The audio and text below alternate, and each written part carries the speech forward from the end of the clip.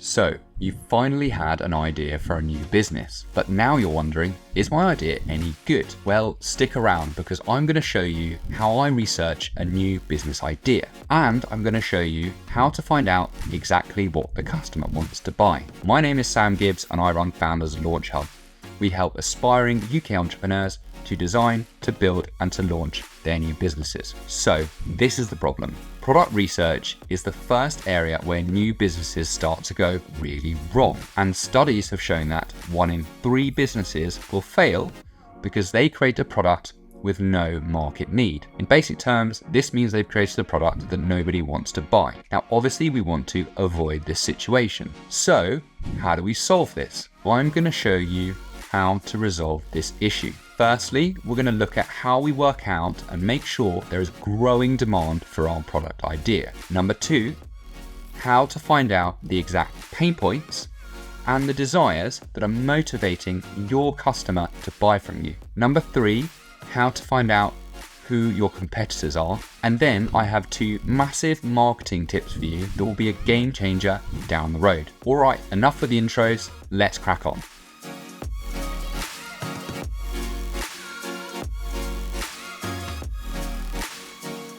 So in this video, just to bring the concept to life, I've taken a product that I'm going to use as an example. So the example we're going to work with is a matcha tea bag. So matcha tea comes from Japan, very similar to green tea, and it's shown an explosion in popularity over the last half decade or so. So it's a good thing to work with as there's lots of content online to choose from.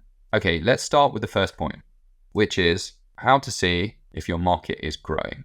Now, I mentioned there are various free tools we're going to use through this process. So the first tool that we're going to use is Google Trends.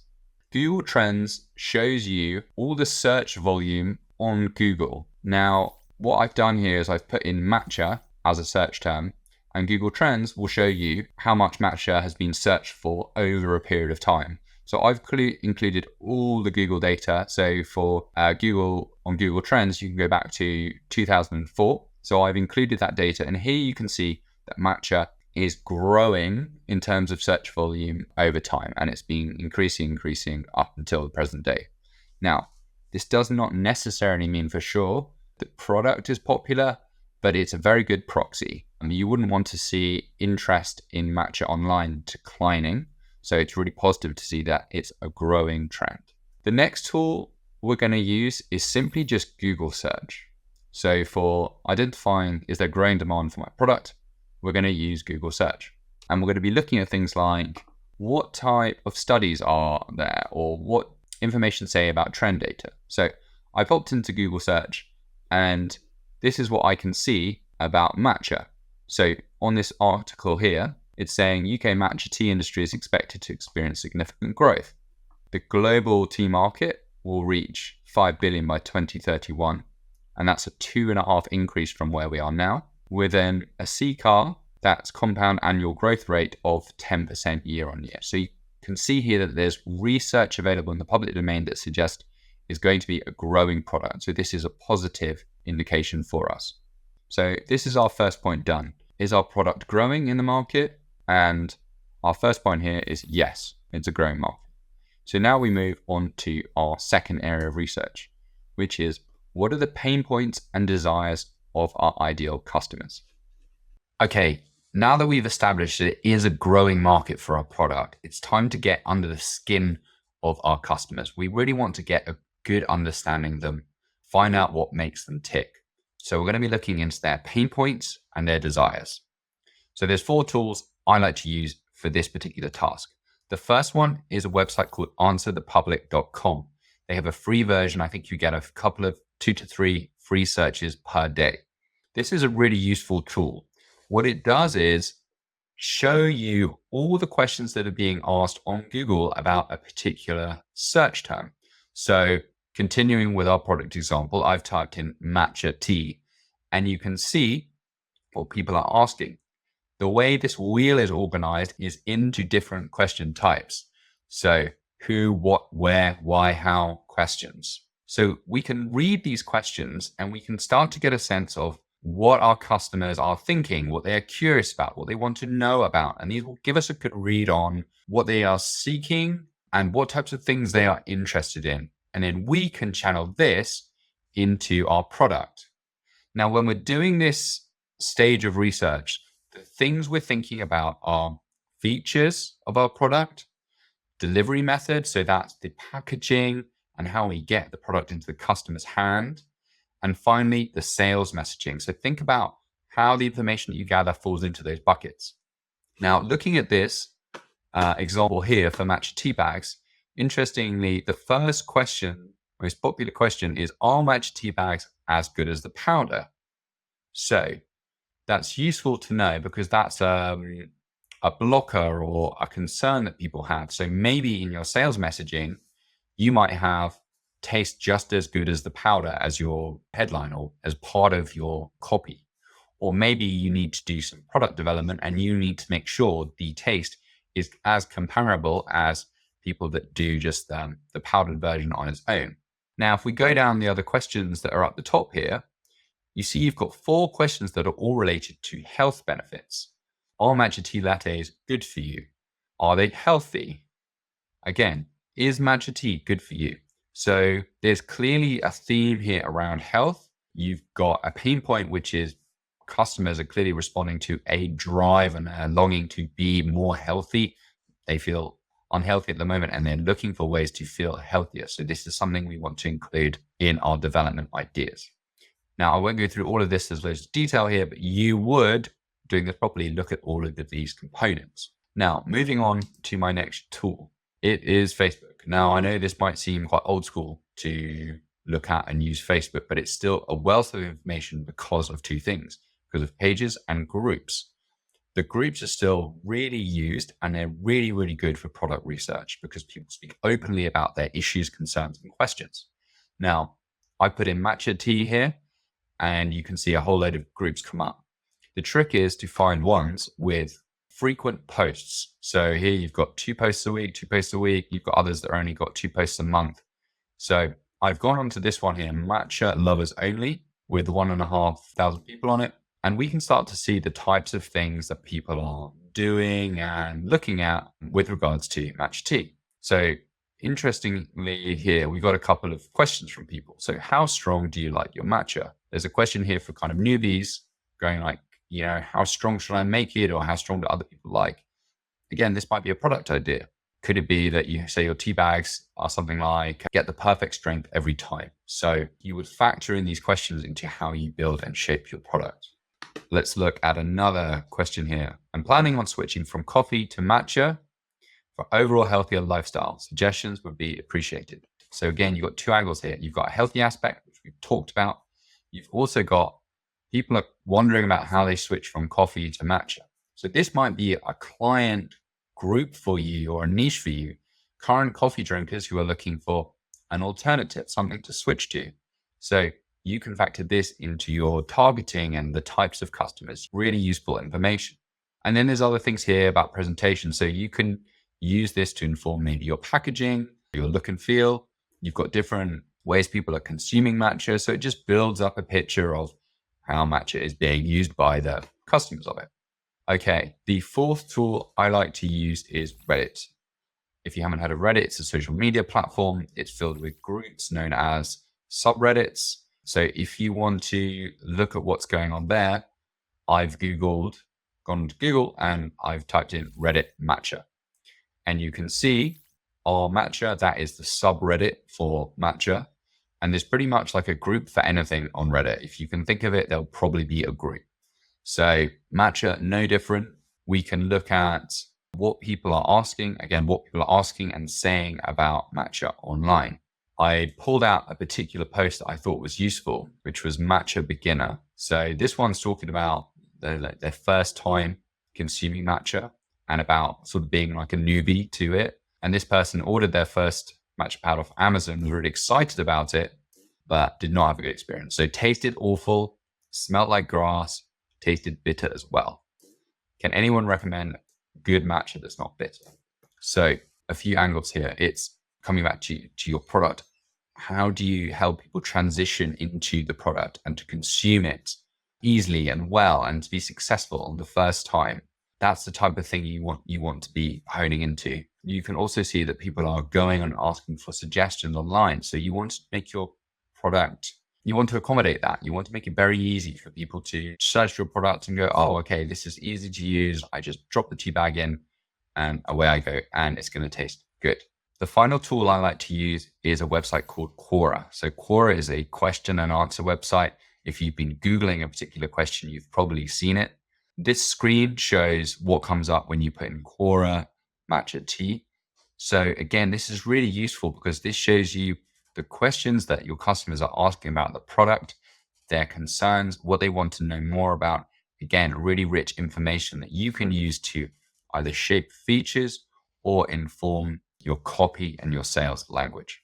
So to summarize, we've looked in a few places and we've got a good sense of what people are saying online. We've got a good sense of people's pain points and people's desires.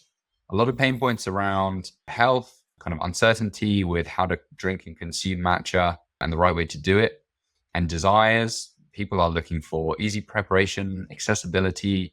People don't want to feel like a beginner when they start. And they're looking for health benefits and also that coffee alternative. So this is what we're tapping into when we're doing this research. As a final thing here, in reality, when you do this, you would be really, really thorough. You would probably create a long list of all the questions you find, like a big Excel or a Word document, and get really rich information. For this exercise, I haven't done that, but you would in reality. So just bear that in mind when you're going through. If you've been finding this content helpful, don't forget to like and subscribe. It's a massive help to the channel and helps our content to reach and help as many people as possible. Thank you. Back to the video. Now, the other critical thing we need to do in our initial product research is identify our competitors. We're looking for how busy is the market, what are the size of the current competitors, what are they charging, and what do customers think about them? So I start here with a quick look on the Google Shopping view. This is a really useful view to get a quick picture of what's being sold online, particularly for products. If it is services, you'd start with just a regular Google search. Instantly, you can see here for the matcha tea bags, the biggest brands in the industry are already competing there. So you've got Twinings, you've got Tetley, you've got Pukka. It tells us this is a very busy space, very saturated space with some big incumbents already operating there. Now, at this point, if you're thinking about creating a new business and you see something like this, you might decide you're just going to pivot completely and not progress this. You might decide it's not worth the fight and you'd struggle to establish yourself. Or you might take a different tact. You might go, I can compete, but I know I'm going to have to really get a sub niche where I can flourish. Now, there's different angles you could look at here. It might be a product or quality angle or how it is packaged and presented. You might be looking at what are the ingredients. You might take a local angle, for example, or you could look at something like an ethical angle, like organic or environmentally friendly, ethically sourced, vegan, things like that. But in the current state of things, you wouldn't want to go head to head and try and do a low cost, generic matcha tea bag against products like this. The next place I like to look for products is just on Amazon. It's a really quick way to get a view of the products that are there and in the market. And again, this shows us pretty much what we've already seen on the Google Shopping tab. Now, what you can do is you can start to drill into a particular product to get a sense for what they're charging and what the reviews are like. So this is an example of the Pukka tea bags. So here they're selling 4 packs of 80 sachets. So that's 320 tea bags for £16, so about 5 pence a tea bag. So obviously selling something like tea bags, it's a volume game. You need to sell a lot of them to make revenue and then make profit and salary for yourself. So no surprises there. What we can do is then drill into the reviews to get a sense of what customers are saying. This is a really rich data source. When looking at review data is sack off the 5-star reviews, ignore the 1-star reviews. The 1-star reviews are usually people overly emotional or scorned. But the 4, 3, and 2-star reviews are really useful data source because people have given honest and rounded feedback. So you can jump into these and start seeing what people are saying. Now, why would you want this? A couple of reasons. It could be that you are going to compete and you're going to offer a product where current products are failing to deliver. So you look at the shortcomings and you go, I think there's an opportunity here to go and do it better. Or you might just use it for general learnings, way of improving your product or improving your sales messaging, for example. So here's some examples in the 3-star space. Let's have a look at what some of them are saying. So here, the feedback is on the box not being as pretty as pictured. This one's talking about the cost, so too expensive. Again, another person talking about the picture. So this, again, a complaint with the packaging. Here we've got a complaint around the flavor. So a mix of stuff around packaging, product, flavor, things like that, but all a rich data source for you to pull on. Now, if you were doing this properly yourself, you'd want to go into probably much more detail and spend a good bit of time going through these reviews, as it would create quite the picture for you. But on this example, I've just shown a quick view, but this is the type of thing you'd want to be looking at for your competitor analysis. So we know it's a busy space. We know there's some big incumbents, but we know there's mixed reviews as well in terms of how customers are finding the product. Now, at the start of this video, I said I would include 2 bonus tips for when you're doing your product research. Now, tip number 1 is, what are the key things you should be including in your sales messaging? Your sales messaging is your copyright, things that you include in your adverts, on your website, on your product. Now, why would you do this at this point? You start to do this now because the good news is, through those previous tasks we've just done, you've already collected a lot of the information you'd need for your sales messaging. You have a good insight into what your customers are looking for and all the questions they're asking and all their objections and things like that. The second reason I start to do this now is I really like to be product centric from the very start of my business. Even when I'm doing my initial research, I like to be thinking about what I'm going to be saying to them down the line when I start my marketing. So to do this, I'm going to share 2 easy frameworks. They're both from the book Copywriting Secrets by Jim Edwards. They're very simple, so let's take a look at them now. The first framework I recommend using is the Why People Buy exercise. Jim Edwards says in his book that there are 10 reasons why people buy. And these are those reasons: to make money, to save time, to avoid effort, to escape mental or physical pain, to get more confident, to achieve better cleanliness, to gain praise, to feel loved, and ultimately to increase status. Now, for our product, the Matcha Tea Bags, I've gone through and I've highlighted the ones that I think are relevant. Now, you'll see here, actually, like most of these things are relevant to matcha tea. Now, when you're writing your copy or writing your adverts, you would then be touching on these points to inspire and engage and draw people to your product. So save time. The tea bags are obviously a time saver versus using the powder and the whisk and all that stuff. And it's the same deal for avoiding effort and escaping mental and physical pain. So the tea bags make it easier than getting the powder. Get more comfort. Obviously, it's going to be comfortable, nice, having like a nice warm hot drink. You can see online that when you search for matcha tea, it's an associated terms, also things like Sundays, bank holidays. So it's clearly something people do to sort of like to chill out. Achieve better health. Yeah, we've already seen lots of that. And then these last few: gain praise, feel more loved, and increase status. I've got the impression online, and apologies matcha drinkers, that matcha's sort of somewhat snobby and slightly elitist drinking. Like the people that drink it like to sort of show that they drink it, and they like that there's like a process to it and to feel slightly different to coffee drinkers or tea drinkers.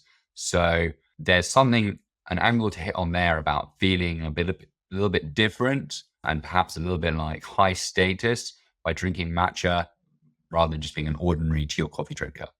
So the next framework I recommend using, again from Copywriting Secrets, is problems, questions, roadblocks. So Standing between you and a purchase are all your customers' problems, questions, and roadblocks about your product, how to get it, how to consume it. These are all types of challenges that your customer will give you and that get in the way of a sale.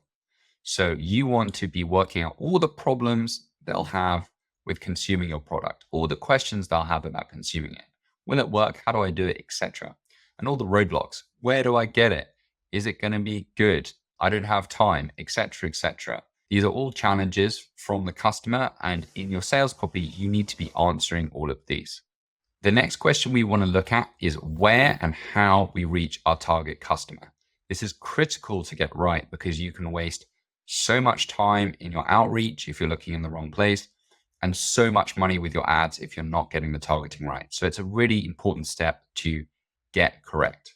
So there's a tool I like to use here called sparktoro.com.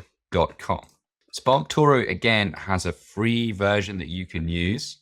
The way it works is you type in the search term, you do the location, and it's going to give you a bunch of useful information which you can use for your targeting. For the term matcha tea, you can see the top words that people are using in their social media bios.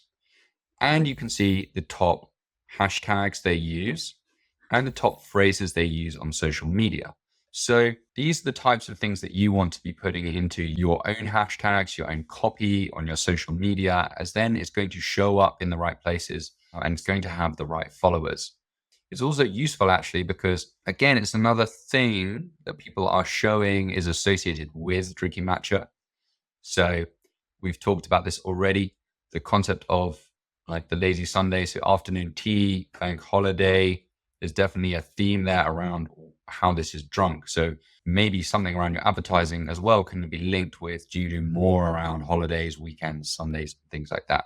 Another thing that is really, really useful here is it shows you the social media accounts and essentially where online your customers engage. So you can see the top accounts that people engage with. Deliciously Ella, I think she does like food and wellness and healthy eating and things like that.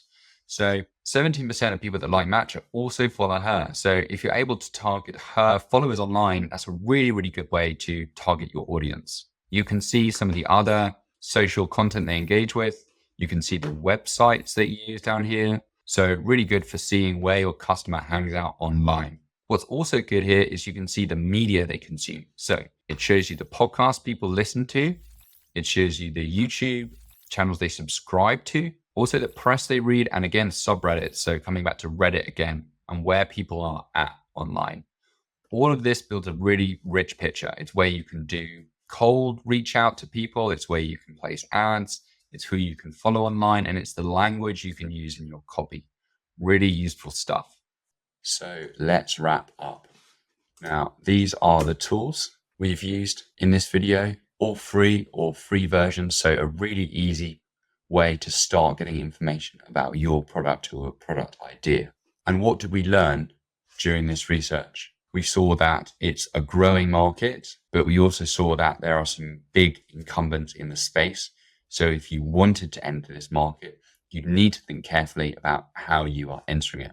We also saw the pain points that are driving consumers, the need for a healthy lifestyle, a healthy drink, and an alternative to other drinks such as coffee. We also saw the desires that are driving customers, the desire for accessibility, for something to taste good. We also saw the objections and the questions that our customers had. How do I consume it? How do I make it? Will it taste nice? These are all things that we need to consider. We also looked at 2 bonus items as well. We looked at the key sales messages to include using 2 frameworks. Why people buy. So what are the motives that cause people, that drive people to go and buy a product? And how can we weave these into our sales messages? We also looked at objections from customers in the form of problems, questions, and roadblocks. All these things are things that stop or cause people to hesitate from buying a product. So it's critical that we address them in our sales messages so that customers feel comfortable in purchasing. And the other bonus item we looked at was, where do we meet Where do we reach our target audience? And now we know the hashtags they use, the social media profiles they follow, the websites they visit, and the online content they consume, as well as the e-commerce locations with Google Shops and on Amazon. So we know where to go and find them. Now, full idea investigation involves many other steps. If you have a business that you want to create, there are other things that are critical to do. One is engaging with real customers. Start speaking with prospective customers and finding out what they are interested in. It's really, really critical that you start speaking with people and don't develop your idea in a bubble. You've got to put it out there. You've got to get real feedback.